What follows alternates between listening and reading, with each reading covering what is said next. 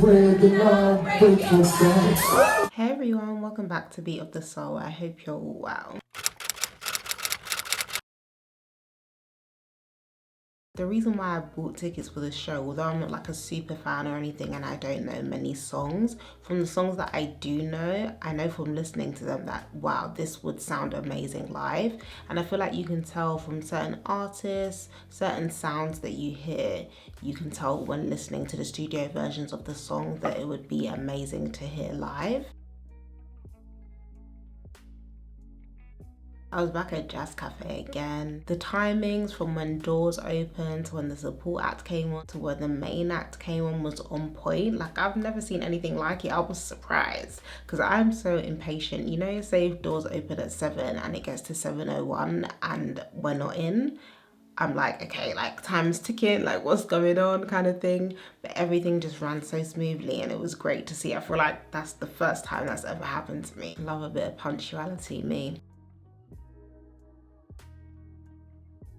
So the DJ was Handsome Rob, and as soon as I walked in, I could hear Lovers Rock playing straight away. I was like, yep, this is a bit of me, setting the mood right. He put me onto a new Lovers Rock tune as well, which I will put on the screen. Definitely check it out. Lovers Rock is just an elite genre. But then I feel like after the Lovers Rock kind of set and the music that he played after, I feel like it kind of went downhill. Like, there were some good tunes that he was playing, but I feel like the vibe and the transitions and stuff like that went downhill. He played Emotions by Samantha Sang, and I'd never heard that version because all I know is the Destiny's Child version. So I was googling it and I think that's the original, and I was like, oh, it's nice to hear this version. I like it.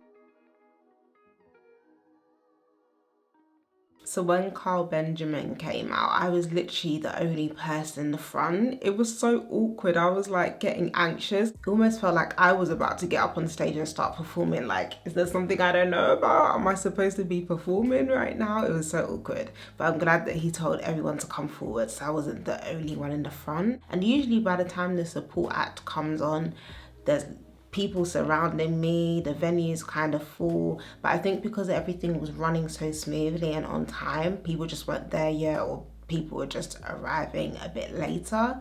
But yeah, I'm glad that I wasn't alone in the front in the end. Karl Benjamin was such a great support act. Reruns of I have to remind me. Too much time spent in front of the TV. Too much time spent in front of the TV.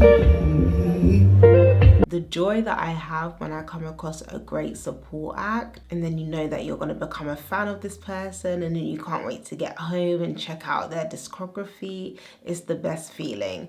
And Karl Benjamin, oh, his set was so good. Like, he's so talented. I was really blown away and I didn't expect it because I didn't know who the support act was going to be. I'd never heard of him, and yeah, sensational.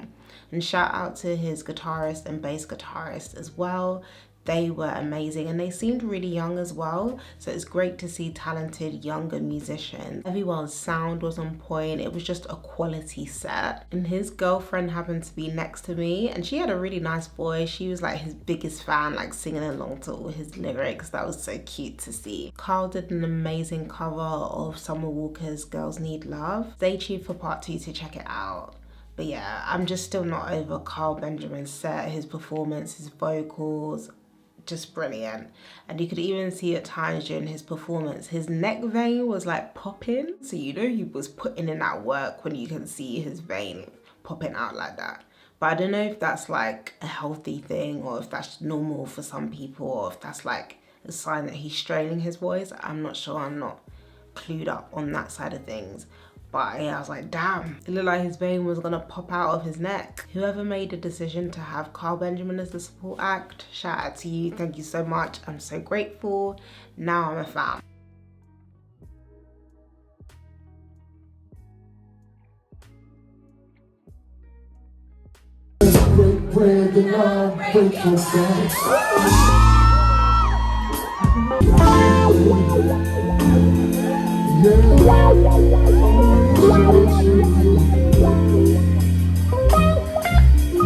So before Kwaku performed Sunday, he took his shirt off beforehand. And when that happened, I was thinking, yep, this gonna be serious. He's giving us a performance. He is ready. And then he started performing and then he forgot the lyrics. I think he was just all caught up in the whole taking the shirt off and, you know, the theatrics and aesthetics of it all. But then he did it again and smashed it. And the guitarist for the performance of Sunday, woo! I was obsessed with his guitar playing throughout the whole show. He was playing beautifully. I was just so captivated. My eyes would dart over to him pretty much throughout most of the show. I love that he brought this person called Molasses on the stage and sang happy birthday to them. That was nice.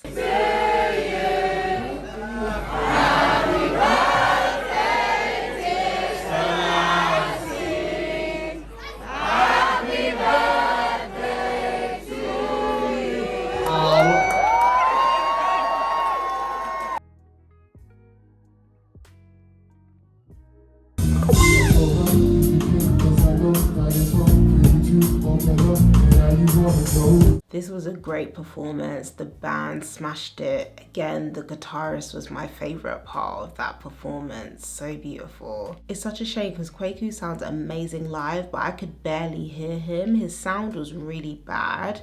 But when Karl Benjamin was out, his sound was amazing. So I'm not sure what happened, if it's like issues with sound check or they didn't sound check properly. And it's crazy because when they all came out, I was like, oh, okay, they all have in-ears. And for some reason, I don't know why this is, but when I see people with in-ears, it just gives me like the perception of high quality, like you're not an amateur, like you really know what you're doing in this like whole performing space, in this whole performing world. So then the irony that the sound was like all jacked up.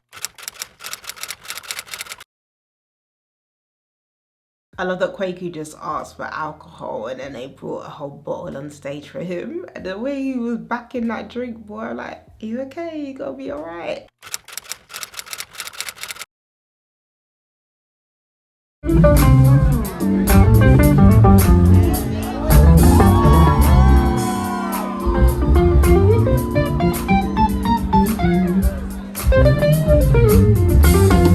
I love that moment between the bassist and the guitarist. It was so beautiful the way they sounded together. So before Kwaku performed for free, he asked us all to put our lights up, and it was just so beautiful seeing how everyone just lit up the place. It was really nice. Then he took like his own video of it, and that just made the performance even more special. And it's such a beautiful performance. He has such a lovely voice.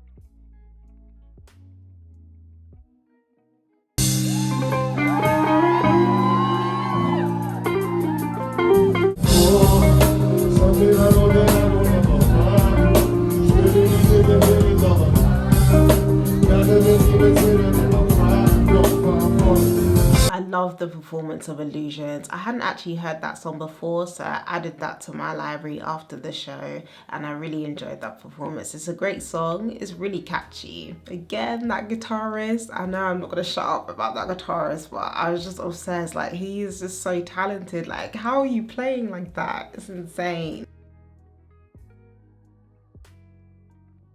It was a great show. Kwaku Asante has a beautiful voice. It's just such a shame about the sound. And there were times where I thought that the drums sounded really loud, and then obviously you could barely hear Kwaku, so it was like the sounds weren't balanced, weren't leveled.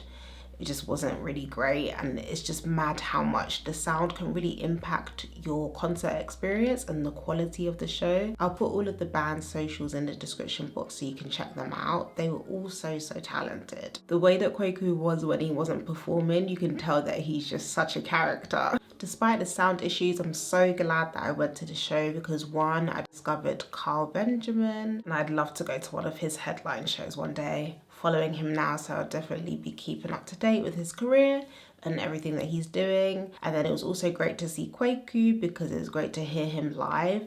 And even though his sound was really bad, my initial thoughts of buying the tickets because I knew his music would sound great live were right, were correct. even though I could barely hear him, from what I could hear, he sounded really good live. And it was great to hear more of his songs because, as I was saying, I didn't know many of his songs before going to see him. So hearing more of his songs was great. Now I definitely need to go and check out his discography properly. Thank you so much for watching. Stay tuned for part 2 for more concert footage. I hope you enjoyed my commentary. Please don't forget to like, comment, subscribe and share.